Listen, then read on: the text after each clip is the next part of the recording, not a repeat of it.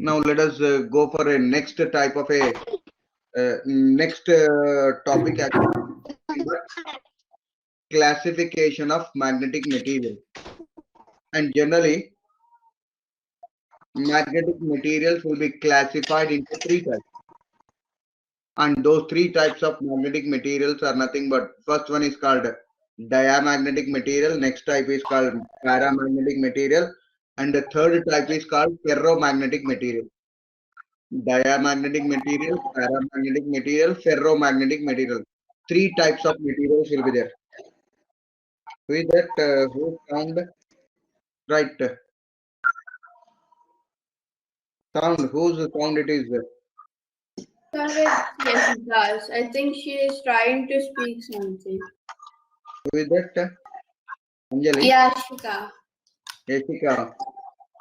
Okay, her voice is not reaching to us, isn't it? Yes, sir, we can't hear her. Okay, Yashika, can you speak now? At least? Yashika. Yashika, Speak. hear me? Sir, there's nothing I need to speak.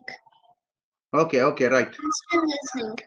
Okay. Now, see here, magnetic substances we can magnetize, and whatever magnetic substances are there, these magnetic substances generally will be classified into three types. And among them, first one is diamagnetic material, and which materials will be called diamagnetic materials, that I am going to explain now. Now, already I told you, suppose I took one natural magnet, and for a natural magnet, north and south pole will be, and around this particular magnet, some effect will be there at some region, and this region up to where magnetic effect will be there, that region will be called magnetic field actually. Okay, and suppose if I bring a magnetic material into this, and if that material tends to decrease the applied magnetic field value, then that type of a material will be called a diamagnetic material. Now observe here, if a material tends to decrease the applied magnetic field into which it is introduced, that material will be called diamagnetic material. So in other words, you can say like this: if we keep any magnetic material in a magnetic field, if that material is almost all repelled by the magnet, then that type of a substance will be called diamagnetic substance. What that substance will be called? Diamagnetic. Diamagnetic material. Okay. Now diamagnetic material, what it will do? It will decrease. Sir, it will like repel each other. Maybe when it is in the magnetic field.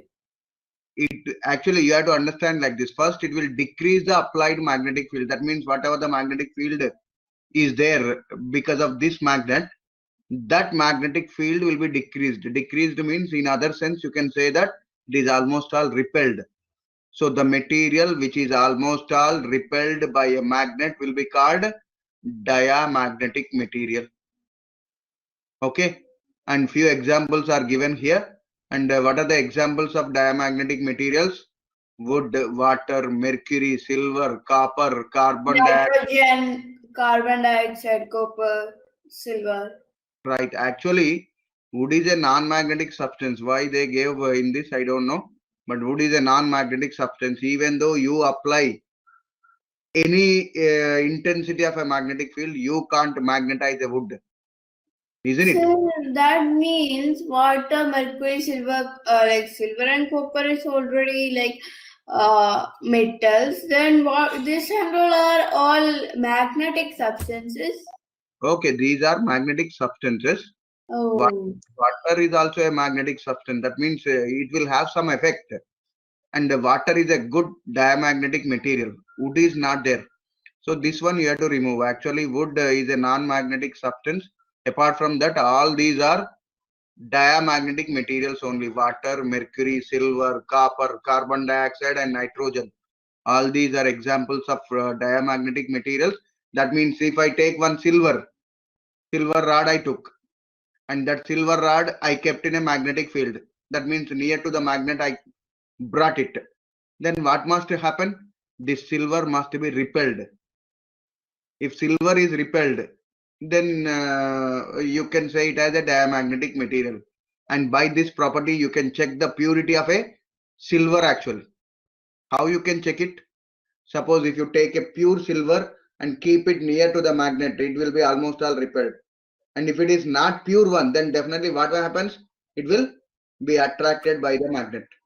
And if it is attracted, it is a not pure silver.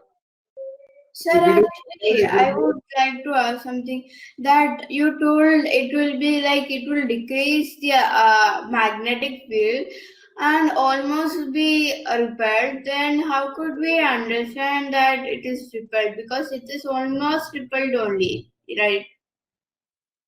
right, repelled means actually maybe you know that suppose if magnetic field is there, then definitely we can imagine how this magnetic field will be affecting the magnetic material by using few imaginary lines, and those imaginary lines will be called magnetic lines of forces, which is there after this particular dia para ferromagnetic materials. And generally any magnetic lines of force starts from north pole and it ends at a south pole like this. It is imaginary line, it is not a real one. And whenever you keep this kind of a diamagnetic material in a magnetic field, then what happens is these magnetic lines of forces will not pass through them. They will be almost all repelled by it. So that is what you have to understand. Repulsion means they will not move away each other. That means those field lines, whatever are there, those field lines will not move through that material. So that is the meaning there. So you have to understand that magnetic lines of forces will be repelled by it. Which material? By diamagnetic. Yeah, diamagnetic materials. Magnetic lines will not go through them. Okay. If a material tends to decrease the applied magnetic field into which it is introduced, then the material is called diamagnetic material, and you have to remember all the examples which are given here. And if any question is asked related to it, you have to give the answer, whether it is a diamagnetic or not diamagnetic. Okay. Now let us move to the next material, which is nothing but a paramagnetic material. If a material, when introduced into a magnetic field, increases the applied magnetic field slightly, that means very little only, it will increase it, and that type of a material will be called paramagnetic material. And what are the examples of it? Air, oxygen, tungsten, chromium, and magnesium. In earlier case, whatever the applied field is there, that applied field will be decreased. But in a paramagnetic material, if paramagnetic material is introduced into that magnetic field, then what? It would increase slightly in paramagnetic material. Right. In a paramagnetic material, the magnetic field value will increase very slightly. And if it increases very high, then it will be called which material? Ferromagnetic material. Materials which get strongly magnetized in an external field are said to be ferromagnetic. And suppose I want to make a permanent magnet, whether I have to use diamagnetic material or paramagnetic material or ferromagnetic material. I want to make a permanent magnet. Sir, I think a ferromagnetic material would be the best. Right, ferromagnetic materials are the best. Why? Because they are very strongly magnetized. So as they are very strongly magnetized, ferromagnetic materials are used generally to make permanent magnets. And to make temporary magnets, which material will be used? Soft iron will be used. Why soft iron? Soft iron will be used because it could soft be iron easily used magnetized and easily demagnetized. And it can quickly get demagnetized. Okay, so that is the reason. Okay, what are the examples for ferromagnetic materials? Iron, steel, cobalt, nickel, and their alloys. And you have to remember all these examples.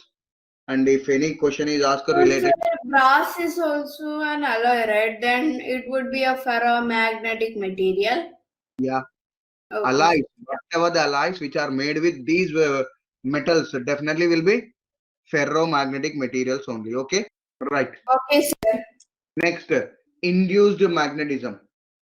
The magnetism acquired by a magnetic material when it is kept near a magnet is called induced magnetism. And whenever induced magnetism is there, already I told you, it may in touch with that particular material or it may not be in touch with each other. If it gets magnetic properties when you keep near to it, that will be called induced magnetism. And that's why only generally your parents will say that. Don't think otherwise. Your parents will say that if you do friendship with good people, then definitely whatever good properties are there in your friends, that will be induced in you. Suppose if you do friendship with a bad people, then definitely they will induce that particular bad characters, whatever are there, will be induced into you. So you like that. Here also, if you keep a material near to a magnet, what happens? Magnetic properties will be induced in this material. That will be called induction actually.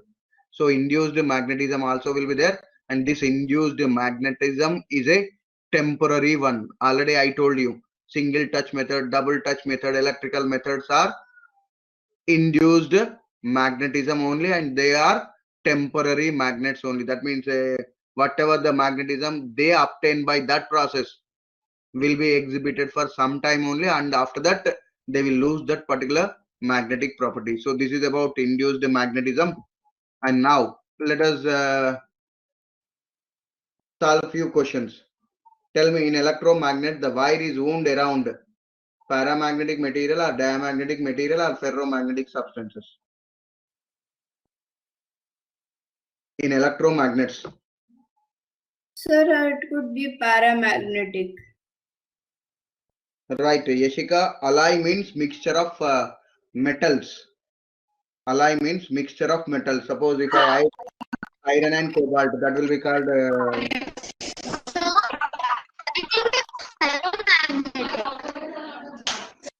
right.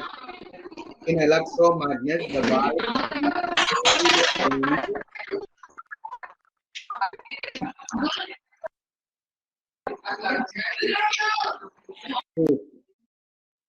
Who is that? Someone's voice is breaking. Yashika, maybe. Right. So what is the answer? In electromagnet, the wire is wound around a paramagnetic or ferromagnetic materials. Sir, I think now it is ferromagnetic. First I thought it's paramagnetic. Now I think it's ferromagnetic. Why ferromagnetic? Because sir, it has like strongly magnetized, right? Right. Strongly magnetized means it will be there for a long time. Then it is not a temporary, no. Electromagnets are temporary magnets. So Yeah. for making electromagnets, we use paramagnetic only, not ferromagnetic. If we use ferromagnetic, it will become permanent magnet. So that's why answer must be paramagnetic. So you told us many points of demagnetization. So this permanent magnets could not be demagnetized with those materials, or could be demagnetized. Okay, that only. In ferromagnetic magnetic materials, magnetic properties will not be lost very easily. That means you can't demagnetize very easily. You can demagnetize paramagnetic materials easily, but you can't demagnetize ferromagnetic materials that much easily. So that's why in an electromagnet, what we use? Paramagnetic materials we use. Okay. So what will be the answer here? Paramagnetic materials. Paramagnetic material. Now let us learn about a few more questions, and then we will learn about this particular lines of forces. Okay. Now let us try to identify the answer of this. We can identify the east and west poles with the help of a magnet. After identifying which poles?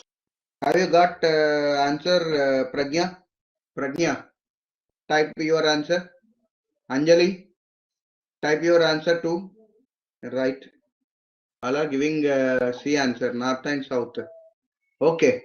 Very good. We can identify the east and west poles with the help of a magnet after Identifying the north and south pole. Already you know that when we freely suspend a magnet, it will show north and south directions, and after that only we can identify east and west. Okay. So what is the option here? C will be the option, right? Very good. Now tell me, all materials are classified into how many categories? What will be your answer? Type it. Sir, I'm not able to understand the question. This question. Yes, sir. Sir, can I explain to her? Okay. Like Pragya, we have learned now some materials, magnetic materials like diamagnetic, paramagnetic, that and all, how much all that materials are classified into dash categories. Already you said answer. So Okay. that like there are 3 types of magnetic materials, and we have to tell that how many types of them. Actually, here the question is like this. How many types of magnetic materials will be there? That means all magnetic materials are classified into how many categories? There are 3 categories: paramagnetic, ferromagnetic, and diamagnetic. Right, 3 types. So what will be, what must be your answer? First one must be your answer. And next one, which of the following is a diamagnetic substance? For that only I said you have to observe the all examples which are given. Which of the following is a diamagnetic substance? Mercury is a diamagnetic substance. Already you observed it. Silver is also diamagnetic substance, and carbon dioxide is also diamagnetic substance. Then what will be your answer? Anybody given that answer? What is this, Yeshika? Yeah. For which answer you gave? Okay, Neha, right. Good answer. D will be the right answer. Okay. Which of the following is a diamagnetic substance? All of these are diamagnetic substances. Now tell me answer for this. Which of the following is a not a paramagnetic material? Tungsten, magnetic. Actually, it is not magnetism. Maybe some other must be there. Manganese. Sir, I think that should be magnesium. Magnesium. Maybe magnesium, that or else manganese. Some mistake is there here. Right. So tungsten is a paramagnetic or non-paramagnetic? Paramagnetic. Manganese also paramagnetic. Nitrogen is also paramagnetic. Water is not a paramagnetic. Water is a paramagnetic only, no? No, sir. In the examples we studied, is water is in the diamagnetic material, and paramagnetic materials are air, oxygen, tungsten, magnesium, and all. I think so. Water is also there in a diamagnetic material. Let me see.